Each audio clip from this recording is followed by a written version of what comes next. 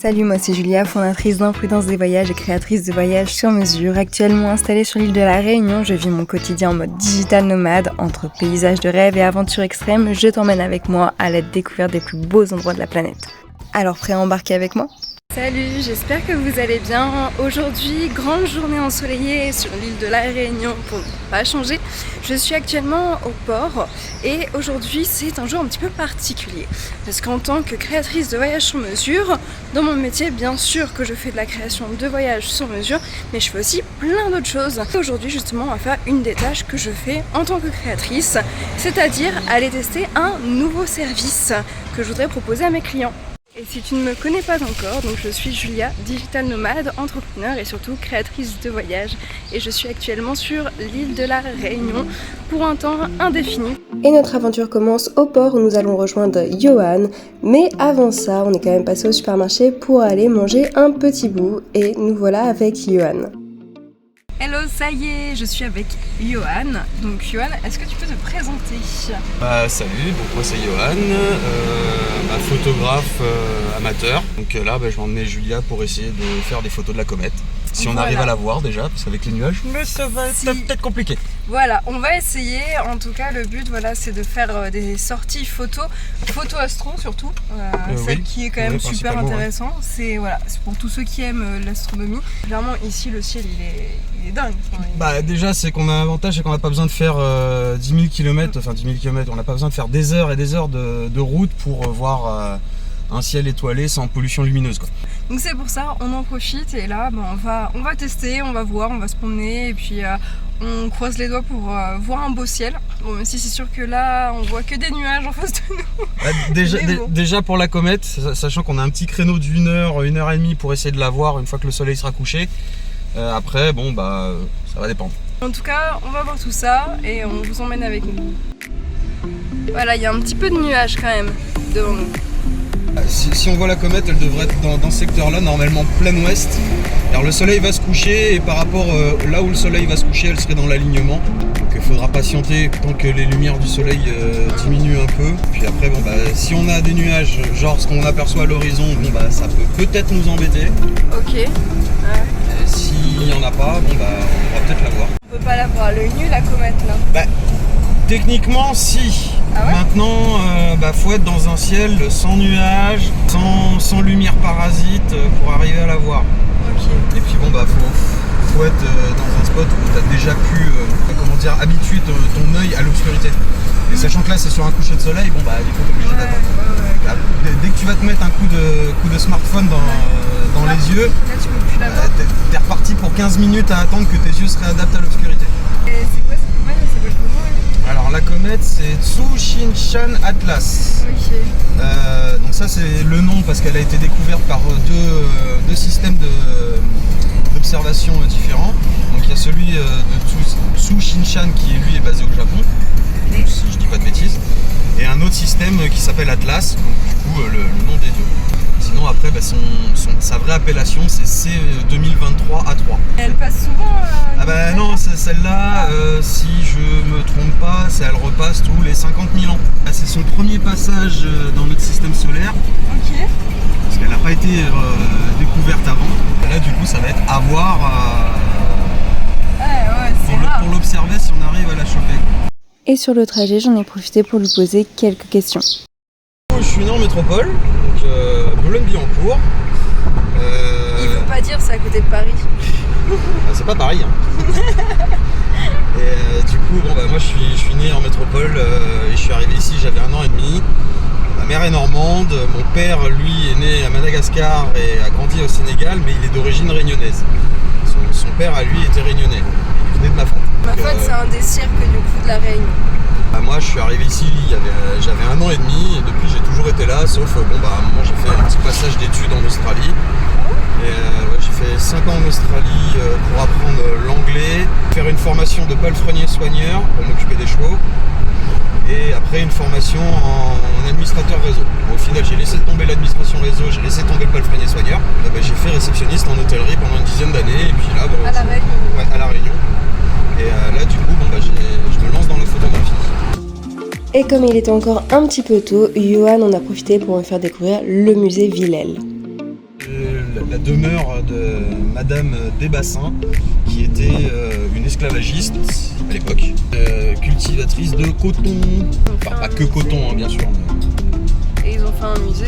Voici donc le musée Villèle. Et ce qui est vachement bien avec ce musée, c'est que tu n'es pas obligé de payer l'entrée pour au moins voir l'extérieur du bâtiment. Tu peux même prendre un petit verre, profiter sur place autour de la demeure de Madame Desbassins et admirer les lieux qui sont encore extrêmement bien conservés. Le cadre est vraiment magnifique, le jardin est très bien entretenu. Vraiment, c'est un lieu très sympa, je vous le recommande. Et nous voilà repartis sur la route. On s'est arrêté à la glacerie de mes amis, juste là. On fait souvent un petit saut, voilà, pour leur dire bonjour. Et la petite crêpe faite par le poteau. Et là, justement, donc Johan, il est en train de voir à quel point c'est la merde ce soir, c'est ça? Bon, disons que les nuages sont pas engagés. Voilà, il y a beaucoup de nuages, donc on va voir ce qu'on peut faire. En tout cas, il est dessus, il est au taquet. Et pour revenir du coup sur le service de Johan, c'est pour ceux vraiment qui aiment déjà la photo dans un premier temps et l'astronomie, comme moi j'adore l'astronomie et la photo. Et en fait, quand vous allez sur l'île de la Réunion, voilà, c'est de faire une sortie photo, tout simplement, photo astro. Donc c'est une activité qui est assez atypique, qui est assez cool je trouve. Et surtout l'intérêt ça serait que vous aussi vous pourriez faire votre photo astro et repartir avec celle-ci à la fin. Et ça c'est quand même, je sais je dis rien, je trouve que c'est un super souvenir de la Réunion. C'est bien plus original que tout ce qu'on peut acheter habituellement sur les marchés. Donc voilà, je trouve ça vraiment chouette. Du coup t'en penses quoi des requins à la Réunion? Non, non. Joker. Joker, je me prononce pas là-dessus. Voilà, quand on demande à un créole ou un zoréole les requins, est-ce que tu te baignes des fois? Ça fait tellement longtemps que j'ai pas vu la mer, on va dire, à part là quand je suis en train de chasser la comète, mais bon, je vais pas aller me baigner quoi. Ouais, surtout pas dans la baie de Saint-Paul en fait. Pour expliquer un petit peu, donc en fait, il y a une plage, si j'ai bien compris, mais en fait c'est une fausse plage, enfin, ça fait vraiment un gouffre. C'est une baie en fait, t'avais des anciens navires de l'époque de la colonisation de l'île de la Réunion, ils venaient jeter l'ancre à cet endroit-là. Donc il y a énormément de fond et c'est à proximité de l'eau, enfin c'est à proximité du bord. Mais du coup, ça fait des années, même quand j'étais môme, on disait va pas nager, va pas te baigner dans cette plage-là, enfin sur cette plage-là. Il y a énormément de fond et il y a des requins. Donc déjà à l'époque, c'était pas la crise requin, mais on savait déjà qu'il fallait pas aller se baigner là. Il y a eu un moment où il n'y a pas eu de crise requin à la Réunion? Oui. Ah ouais, avant les premières attaques de, je crois, c'était 2009 ou 2011, je sais plus. Mais avant ça, on savait qu'il y avait des requins autour de l'île, mais de là à ce que ça soit tous les ans une attaque, non. Même maintenant, les gens font attention quoi. Oui, ouais, c'est sûr. Et donc il y a une petite fille qui s'était faite attraper par un bulldog justement, et c'était à Saint-Paul. Et j'avais entendu que le requin était proche du bord et je me disais mais comment il a fait? En fait du coup maintenant que tu m'expliques ça prend tout son sens en fait. C'est parce qu'il y a énormément de fond tout de suite. Voilà. Ah c'est quand même particulier. Hein. C'est comme si tu avais une énorme marche d'escalier, enfin une énorme falaise, tu vois l'eau qui se casse devant, puis en fait juste derrière, t'as un fossé quoi. Ça y est, bien arrivé à Saint-Paul, là où il y a des requins qui peuvent nous tuer. Super. Ouais, tuer, manger. Dans tous les cas, on sera plus là. Vraiment, personne sur la plage. Hein. C'est... Maintenant, t'as des pancartes qui te signalent partout que attention, danger. Derrière nous, il y a le cimetière marin. Ouais. Donc, dans lequel tu as la tombe de Olivier Levasseur alias la Buse. Olivier Levasseur, moi je le connais sous le nom de la Buse. Ok. Pour la petite info et la petite anecdote, c'est le pirate qui a inspiré le personnage de Goldie Roger dans One Piece. Non. Si. Également la tombe de Lecomte de Lille. Il s'est inspiré justement de l'histoire d'un des pirates. Ouais. Parce que il y a Barbe Rousse, Barbe Blanche, Barbe Noire, Goldie Roger. Ouais. En l'occurrence, Goldie Roger est inspiré de Olivier Levasseur alias la Buse. Et lui, il a vraiment caché un trésor sur l'île? Alors, il a caché un trésor quelque part, on ne sait pas où. Il a laissé un cryptogramme qui, étrangement, ça ressemble au poneglyphe qu'on voit dans One Piece. Pas mot pour mot ce qu'il y a dessus. Ouais. mais il a laissé un cryptogramme sur lequel indique des informations de où se cacherait son trésor. Et personne l'a trouvé? Alors c'est en cours, parce qu'il y en a qui ont supposé, à travers plusieurs recherches, que le trésor serait quelque part à Maurice. À Maurice? Apparemment, ils sont en train de faire des fouilles pour essayer de voir justement si ça serait là-bas ou pas. En utilisant des détecteurs de métaux, je ne sais trop quoi, ils ont réussi à déterminer que possiblement, avec les indications qu'ils ont eues et tout, que ça serait là-bas. Est-ce que c'est vrai ou pas, j'en sais rien. Par contre, c'est vrai que c'est servi de l'histoire du personnage de la buse pour Goldie Roger dans One Piece. Et ça y est, c'est le moment de s'installer sur la plage avec tout le matériel et attendre tranquillement la comète. J'en ai profité bien sûr pour poser quelques questions à Johan. J'aimerais bien avoir ton avis, c'est par rapport à l'évolution de la Réunion. Tu disais tout à l'heure que justement, tu avais vu qu'il y avait de plus en plus de résidences, que ça avait beaucoup changé. Ça s'est beaucoup modernisé, urbanisé. Et toi, t'en penses quoi un peu de tout ça Que ce soit ici ou ailleurs, il y a tout qui se modernise, tout qui s'urbanise, le nombre d'habitants est en constante augmentation partout. Non, la seule chose que j'aurais à dire, c'est vraiment que tout le monde se responsabilise pour essayer qu'on maintienne la Terre comme elle est à l'heure actuelle. Parce que si on continue comme ça... Il y en a certains qui disent que dans une dizaine d'années, il y aura encore 95 000 voitures de plus sur l'île. Enfin, c'est hallucinant quand même. Ça, c'est un éternel débat, tu vois, sachant que d'un côté, la voiture est, entre guillemets, est d'une certaine manière montrée comme étant la forme de réussite à la Réunion. Mine de rien, la voiture, c'est l'exemple comme quoi, t'as passé de ton âge de, on va dire, adolescent, enfant à l'âge adulte et que t'as au moins fait une partie de ta réussite. T'as au moins ta voiture. Ok, ouais. Après, quelle voiture? Est-ce que c'est juste ta petite Clio ou est-ce que t'es passé avec la BMW qui vient de sortir? Bref. Non, c'est déjà au moins un exemple de réussite, mais non, pour moi, en fait, ce qu'il faudrait faire, c'est que déjà, les autorités, les dirigeants se motivent un peu plus pour vraiment instaurer des systèmes de transport en commun fiables et que ça puisse affecter tout le monde. Je prends par exemple, et ça c'est une très bonne idée, je sais que d'un point de vue infrastructure c'est pareil, ça modernise, ça détruit l'environnement, mais mine de rien ça permet aux gens qui sont dans les Hauts de descendre. C'est le téléphérique, ils en ont mis un à Saint-Denis, c'est bien, ça permet aux gens qui sont dans les Hauts de descendre. Sérieux, il y en a un à Saint-Denis? Il y en a un à Saint-Denis. Okay. Ils veulent en mettre d'autres à d'autres endroits pour permettre aux gens qui sont dans les Hauts de descendre plus facilement. Parce que le problème c'est que les voitures, si tu rajoutes des transports, mais c'est compliqué quand les gens ils ont leurs courses et tout. Que le téléphérique c'est pratique. C'est pas que ça qu'il faut développer, il faut développer plus de bus. L'idée du tram-train c'était une très bonne idée, ça a été mis de côté. Ils ont décidé de faire la route du littoral, la nouvelle route du littoral maintenant. En découle les problèmes qu'on savait qui allaient arriver, c'est que déjà de 1, il y a des rumeurs ou scandales comme quoi il y a déjà des fissures sur la route. Non.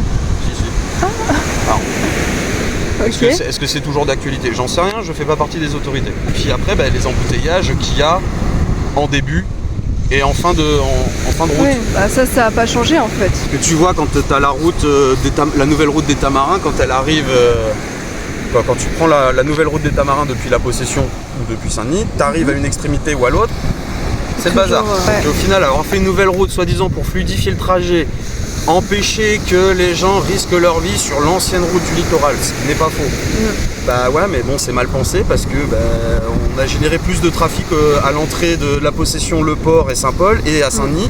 Le tram-train c'était vraiment une idée de base et le mec est parti, c'est ça? Enfin le gars est son projet. Non, c'est juste des divergences d'idées. D'accord. Qui au final au niveau des décisions ça a été acté comme quoi ça serait la route du littoral. Qui de plus aurait été sur la mer plutôt que de passer par la montagne pour diverses raisons, plutôt que de recreuser la montagne pour en faire une voie sous tunnel. Pour moi ça a mal été pensé à ce moment-là, c'est mon avis personnel. Puis, après c'est fait comme ça, on se démerde. Puis il faut savoir qu'il y avait un train quand même avant la Réunion. Les gens ne le savent pas en général. Si, les locaux le savent. Ouais, les locaux le savent, mais on va dire les oreilles. Ceux qui sont fraîchement arrivés, non. On leur dit mais il y avait déjà un train à la Réunion. Ah bon? Oui. Un petit spectacle et musée qui sont à la chaloupe Saint-Denis. Ok. où tu as les vestiges justement du train-train. Mais oui, mais il faisait pas toute l'île par contre, le train-train, il faisait vraiment qu'une partie. Alors du coup, tu fais quoi? Là, je tente de trouver des paramètres pour quand le soleil va se coucher. Donc là, pour l'instant, je réfléchis. Est-ce que je pars d'abord sur un timelapse pour faire le coucher de soleil en attendant? Ouais. Ou est-ce que je temporise déjà avec les paramètres que j'ai prévus pour après? Ok. Sachant que là, je pense que pour la comète, il faudrait que je fasse au moins du 4 secondes de temps de pause. Bon, ouverture max, donc là je suis à f2.8 au max. ISO, là pour l'instant je suis bloqué avec 200 ISO à cause du soleil. Donc ça fait un peu juste. Mais bon, il va falloir que je vois en fonction. Et pourquoi tu as deux appareils photo du coup? Parce que là du coup je suis avec un 7 mm 14 mm. Ouais. En termes d'ouverture, en termes d'ouverture de champ de champ, je suis vraiment ouvert. Donc c'est presque comme si on avait un fisheye à 7 mm. Ah d'accord. Et de l'autre côté, je suis avec un 12-60, mais je l'ai mis à 60 mm, ce qui fait que du coup, là je suis vraiment avec une vision un peu plus resserrée. Donc ça fait une vision beaucoup plus loin. C'est-à-dire que là où on a quasiment toute la baie là, de l'autre côté j'ai juste le bout de du cap Laoussé avec un bout de l'océan. Ok, d'accord. Je comprends. Là l'idée c'est d'avoir un plan large et un plan étroit, histoire que la comète soit plus grosse sur l'écran. Plus qu'à attendre la comète, on en a profité pour discuter de tout et de rien, mais surtout de la Réunion, mais aussi de ces 10 années en hôtellerie où Johan avait beaucoup d'anecdotes à me raconter. J'ai aperçu Vénus tout à l'heure, donc après avec mes applications, je peux définir plus ou moins où elle était. Mais dans une bande de nuages. Donc, pour le moment, ouais. Donc, soit c'est attendre que les nuages se dissipent, soit c'est attendre que le temps passe et qu'elle arrive dans la bande où il n'y a pas de nuages. Auquel cas, à ce moment-là, elle sera visible. Et la voilà sur l'appareil photo de Johan. On a réussi un petit peu à la voir aussi à l'œil nu, mais on la voit beaucoup mieux ici. J'étais trop contente. Là, tu vois le gros trait là. Ouais. Et là, je suis pas zoomé. Et là, en zoomant un petit peu, encore un peu. Là, on voit bien. Là, tu la vois bien. Ouais. Et là, en fait, du coup, maintenant que tu l'as repéré, ce que je vais faire, c'est que je vais juste faire défiler les images. Hop. À partir de là que j'ai cru commencer à l'apercevoir, ouais, voilà, tu vois, là, dans un coin, là. Hop. Et puis là, je fais défiler. Après m'avoir montré sur son appareil photo, Johan m'a envoyé les vraies photos retouchées de la comète, ainsi que les vidéos, et je vous partage l'une des vidéos que m'a envoyée Johan.